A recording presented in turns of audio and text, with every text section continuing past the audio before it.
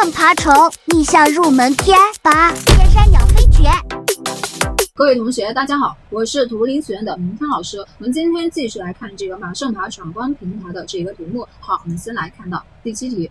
那在这个第7题下面我们可以去观察到一个非常友好的提示字体，说代码呢它是经过了一个混淆的一个处理的，所以说我们是不是等一下还要去对它进行相应的一个解混淆操作。好，我们直接来上实战，调出开发者工具的一个面板。那么现在呢可以去看到我的这个开发者工具一个面板已经能够去成功的去给它打开了。但是呢，成功的去给它打开之后啊，这里是不是出现了一个匿名函数的 debug 的一个代码？那像这个问题的话，我们到底该怎么样去给它正确解决呢？如果说我们不给它解决的话，我们压根就不能够去对这个页面去进行一个调试，对吧？你看，你去给它释放一下，它又跳转到另外的一个 debug 里面，然后你再去给它释放一下，还是不可以，对吧？甚至呢，它嘲讽你250。好，没问题。那像这个问题的话，我们到底该怎么样去进行的解决呢？才让它能够去成功的去进行一个调试？可以去拿到我们这个网络页面的一个数据信息。好，我们先来看到，这是我们的一个题目7，它的第一个难点。那第一个难点的话，在于无限 debug 的一个绕过，这是我们的第一个难点。那就来看一下这个问题该怎么样去给它正确的解决。来到我们浏览器当中，那么现在的话，我可以去使用无限 debug 绕过的第一种方式，来右键一律不在此处进行的暂停，这是第一种绕过的一个方式。我们看一下能不能成功解决呢？来刷新一下界面，是不是就可以了？就可以成功的去看到我们这个页面的一个信息了。所以在这个地方的话，我们也把这个解决方案去写在这里，叫做这一个右键一律不在此处暂停，这是我们的这种解决方案。好 ，OK， 那么我们继续来看到这个题目，可以去看到它网络的这个面板里面，点击进去这个数据包，观察发现它的这个响应数据是什么？它的这个响应数据是不是乱七八糟的一大串的数据？我压根就看不懂它是什么东西。然后我们再去观察一下，我想要的这个是当前页面的一个随机数字啊，但是呢，你在这个响应的一个数据里边给我返回的这个乱七八糟的东西，是我想要的吗？是我想要的，只不过呢，它是做了一个加密的一个处理的，所以说呢，我还需要去对它进行一个解密的一个操作。再来看一下这个标头的一个信息，来看一下，来观察一下这一串数据是什么东西。发现这里是不是一个 M 的一个数据，它也经过了一个加密的一个处理，也看不懂它是什么东西。好，那我们继续来看，这里是不是还有一个 TS 的一个值？虽然我们看得懂，但是呢，这个是什么东西啊？这个按以往我们的这个经验来说，它是不是时间戳？既然是时间戳的话，它是不是动态变化的？所以说呢，我们等一下去观察一下这个 M 以及我们这个 TS 这两个数据它的加密生成的一个逻辑。那再来看一下这个载荷的一个数据，在这个地方是不是也有一个数据进行加密的一个处理？不是这个配置，是这个 X。这个 X 的值是不是也是经过了一个特殊的一个加密的一个处理的？也看不懂是什么东西吧？这是长串的一个数据。好。看不懂没关系啊，我们需要去找到它加密生成的一个逻辑，怎么找呢？能够去通过这个关键字X 以及说这个 S 或者说这个 MTS 这个关键字去进行一个搜索吗？能搜索到吗？是不能搜索到的话，我们在这里找到有一个叫做启动器的一个东西。在这里找到有一个叫做启动器的一个东西，那点进来之后呢，我们观察一下，在这里的话对战这两个东西是不用去看，这是一个 daemon 的一个 JS 的一个文件，所以说呢，压根就不用去看这两个东西啊。那么我们再来看一下这一个数字加上一个斜杠，数字加上一个斜杠的，是不是也不用去看？那唯一可以看的东西是什么呢？就是这个 JS 的文件。好，那我们来具体来看一下。首先我需要去点进去可以去观察，发现它跳转到了这个位置。那跳转到这个位置，我们来看一下这个代码，这是什么东西？这是什么东西？这是什么东西？以及说这个是什么东西？完全看不懂啊，完全看不懂。这是什么原因呢？就是因为啊，它这个题目已经告诉我们了，它是做一个轻度混淆的一个处理的。那有没有同学们告诉我这是什么样的一个混淆？事实上这就是一个 OB 的一个混淆。那既然是一个 OB 的一个混淆的话，我们直接去把它复制，把这个混淆之后的这个代码去给它进行个复制，不管3720页，直接进行的解混淆，把它的原来的庐山真面目去给它看出来。直接解混淆之后的这个代码呢，我们复制一下扔到我们这个代码当中，我们在这里去进行的粘贴。那粘贴完成之后，我们来观察一下这个数据，来观察一下这个 JS 的代码，来看一下这是什么东西啊？这是不是使用的是一个阿贾克斯的一个方式去发起一个请求？我们再来看到前面的这个代码，这里是不是就是我的这个 heados 数据生成的一个位置？这里有这个 m 的一个值，以及像这个 ts 的值，还有像这个 x 它等于多少的这个值，就是我们在这个请求头里面要去找到的这个数据信息吧。我这个请求头里面是不是有个 m 的一个值，也有这个 ts 的一个值，还有像这个载荷的一个数据？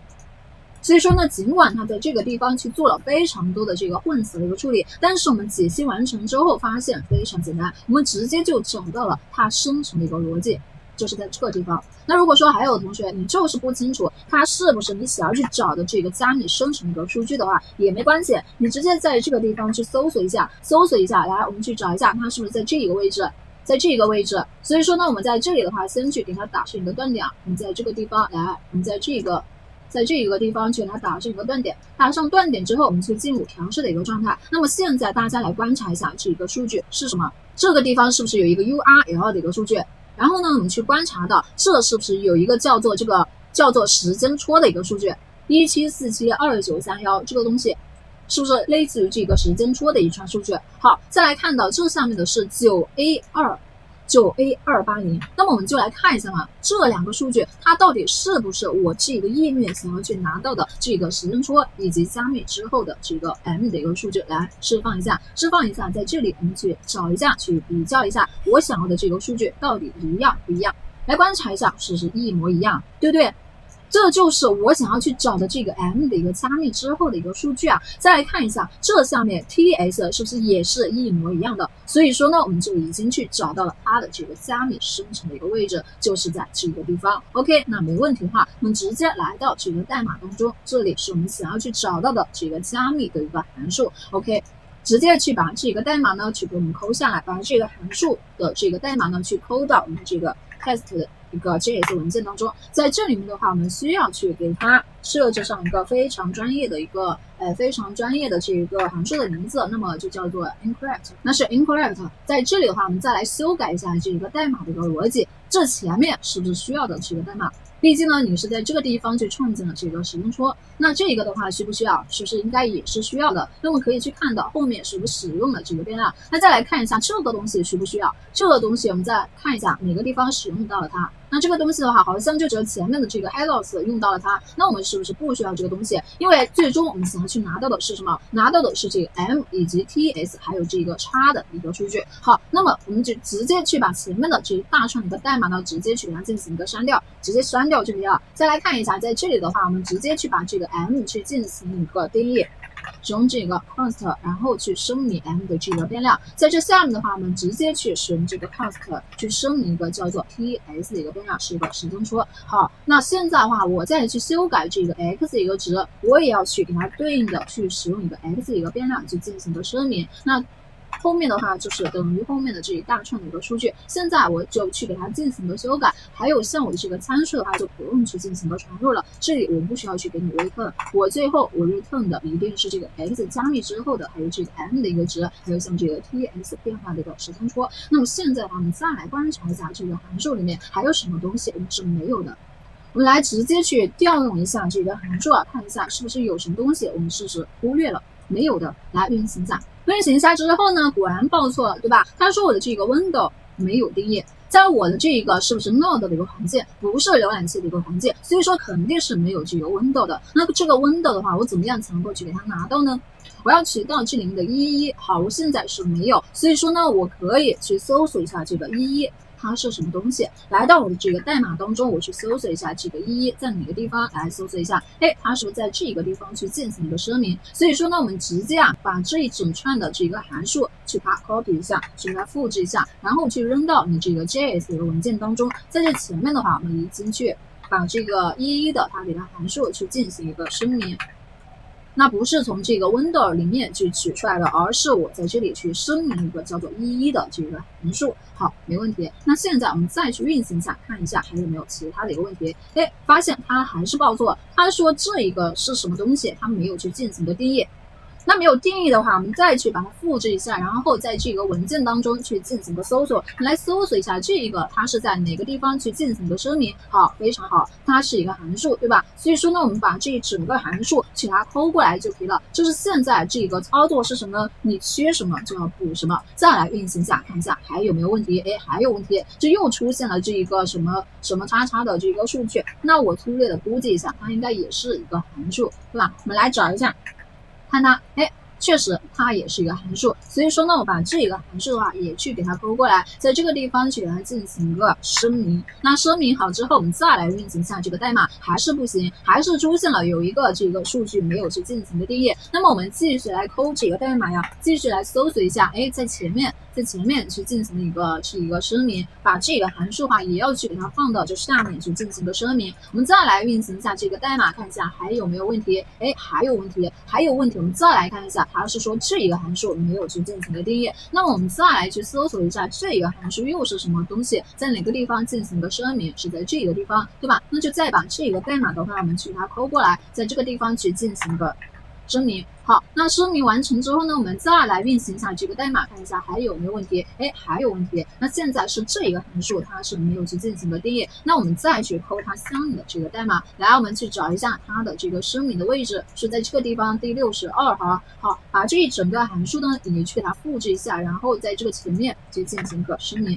那声明完成之后呢，我们再来运行一下这个代码，还是有问题。它现在说这一个函数它没有去进行的定义。好，那么我们再来去找一下这个函数在哪个地方？哎，是在这个地方。那去把这个声明的这一大串的一个代码呢，去给它复制一下，然后去给它扔过来，扔到这个地方去进行粘贴。我们再来运一下这个代码，那还是有报错，我们继续去抠这个代码呀，在这个地方呢，再去找到它声明的一个位置是在这个第58行。好，把这个代码的话，我们去找到，也去给它粘贴过来，再来运行一下这个代码，发现呢还是有问题，这一个还有没有去进行的定义？那么再来去找一下这个函数在哪个地方，来去给它找一下。那一般是在这前面去进行一个声明，在后面去进行一个使用。好，我们再来去找一下，运行一下之后呢，还是有问题。那现在的话是这一个函数它没有去进行的定义，那再来去找一下它的一个声明的一个位置，一般是在前面，对不对？那我们又找到了它，再把它抠过来，在这个地方呢，再去给它进行一个粘贴，再来运行一下这个代码，还是有问题，这个函数呢又没有去进行一个定义。那再来去找一下它的一个声明的一个位置，哎。是不是在这前面？的话，我们也把这个代码呢去给它抠过来，在这个地方去进行个声明。那我们再来运行一下这个代码，哎，还是有问题，这个又是什么东西？还是不知道。那我们继续来找，哎，在前面我们把这个代码呢也去给它抠过来，给它粘贴一下，在这个地方去做一个声明，再来运行一下，还有什么没有的？哎，这一个函数呢又没有，那么又把它去进行一个寻找。大家发现这个过程的话是不是非常麻烦，对不对？这个过程的话其实还是非常麻烦的，就是我们缺什么就要去补什么，补到它最终不报错为止。现在我们再来运行一下这个代码，看一下它现在不报这个函数的一个错误了。它现在报的是什么问题？报的是这个滴滴它没有去进行的定义。那这个滴滴的话，我在哪里使用呢？我是不是在这个地方使用了？就是在我的这个加密的一个函数里面去使用到了这个滴滴。所以说呢，我先把我刚才去使用的知名的这个函数，加密的一个函数，先去把它放到最后面。好，给它拿过来之后呢，我们来看一下它是不是使用到了这个叫做 DDA 的一个数据。那这个 DDA 的话，我现在没有的话，我们来这个浏览器里面去看一下这个 DDA 数据的庐山真面目，来找一下，在这个地方去把它打印输出一下。那可以去发现这个 DDA 是什么呢？ AES DES HMAC MD5， 这是不是可以去使用 Node 环境里面有一个库里面的方法去进行的替代？这个库叫做什么呢？我去给大家去写一下，在这个代码的最前面呢，我们去声明一个这个变量 character.js， 然后呢去把这个库去把它导入一下，叫做 character.js 这个库。最终呢，我去把这个 character.js 的这个变量去给它进行的替换，把这个 DDA 呢去进行的替换，然后我们去把它替换一下，全部替换。那替换完成之后，我们再来运行一下这个代码，哎，是不是就没问题了？对吧？所以说呢，没问题之后呢，我们就可以直接 return 了。return 就是把我们这个 m 加密之后的这个 m 的一个值，以及像我们这个 ts 的一个数据，可以去直接去给它做一个返回。还有像我们的这一个 x 的这一个数据，也可以去把它做一个返回。那返回的话，就可以去通过我的这个 py 的一个文件去获取到它给我生成的这个加密之后的一个数据。我们直接来到这个地方复制为 batch 的一个格式，然后来到我们的这一个爬虫工具库里边，在这里的话，我们直接转换成这个 replace 粘贴一下，这个右边就是生成了一个爬虫代码，把它复制粘贴到我们这个 py 文件当中。那么在这个地方的话，我们需要去修改值啊。第一个是不是这个 m 的一个值，它是变化的，所以说呢，这个 m 我们需要去从 JS 里面去把它取出来，以及像这个 TS 的话，我们也需要去从这个 JS 去把它取出来。那像这个 X 的一个数据的话，也是变化的，所以说我们再来看一下这个配置也不能写死，这配置它代表是一个页码。我们来的呢，就是使用一个 for 循环去它进行一个生成，一共是有20页的一个数据，所以说第二个这个变量的话，第二个这个数据的话，一定是20页，再去修改一下这个代码的格式。那怎么样去从这个 JS 一个文件当中去取到这么多的一个值呢？直接去使用一个轻量级的叫做 execjs 的这个第三方库，然后使用这个库去编译 JS 一个代码。我们在这里的话，会 open 一下。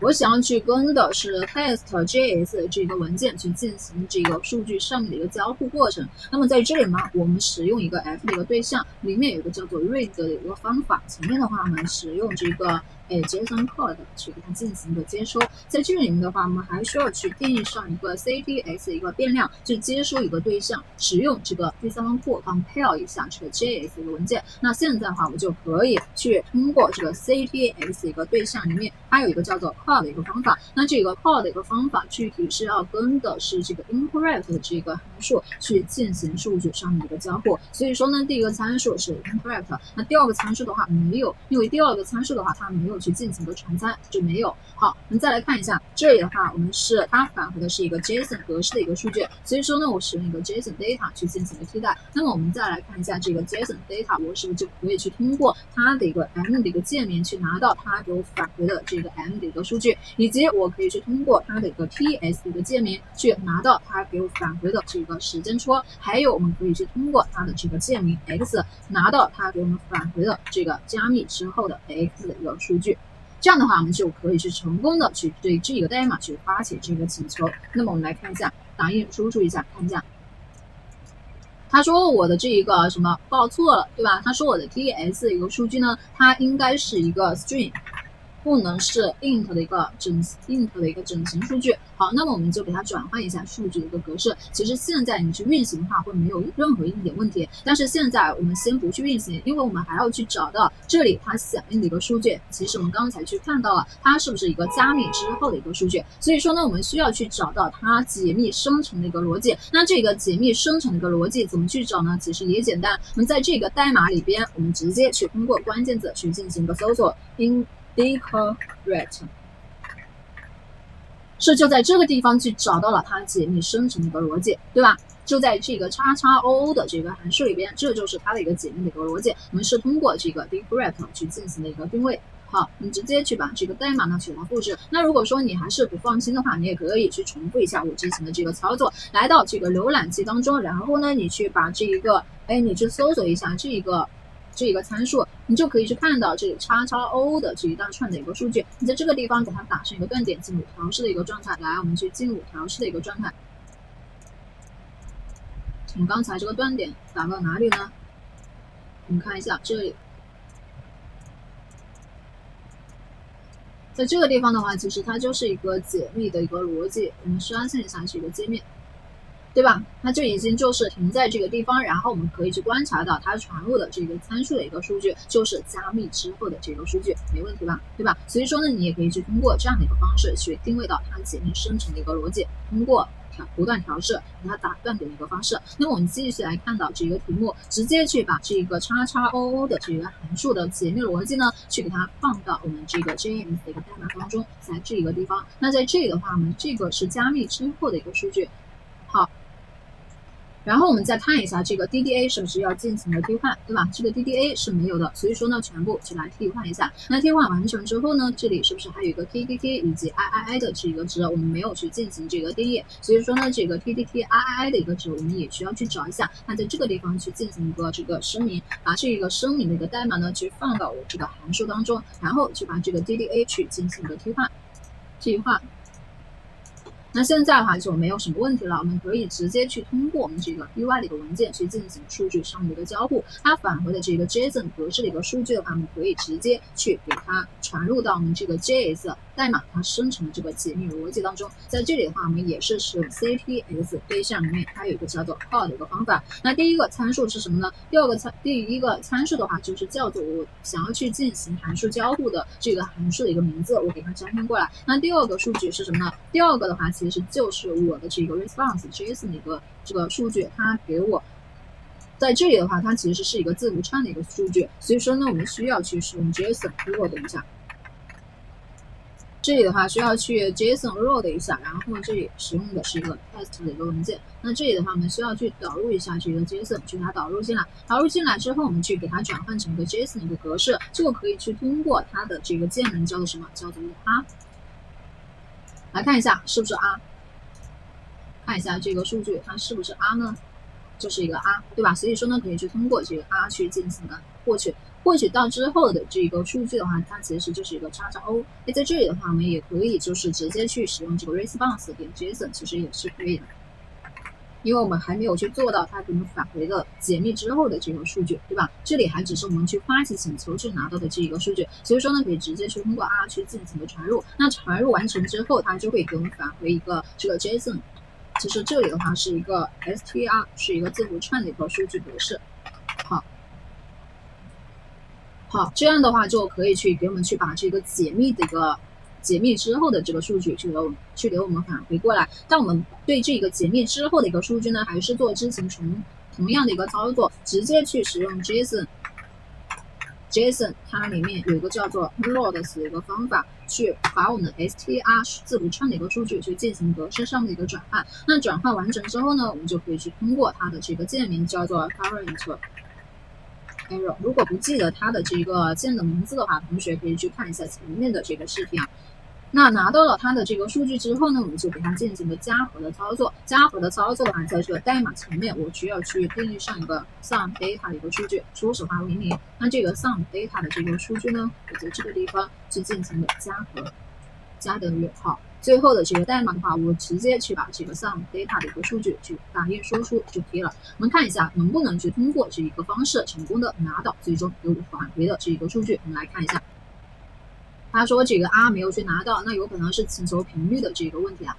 我们也可以去打印输出看一下，我们看一下这一个JSON 的一个数据，我们来看一下，在这里面的话，我们 print 一下，好，再把后面的这个代码呢先去给它注释掉，它我们运行一下。他说访问频率过快，请稍后再试，就是访问频率的这个问题。那么我们不用管，我们继续运行一下这个代码，看一下，97837就成功的去拿到这个数据了。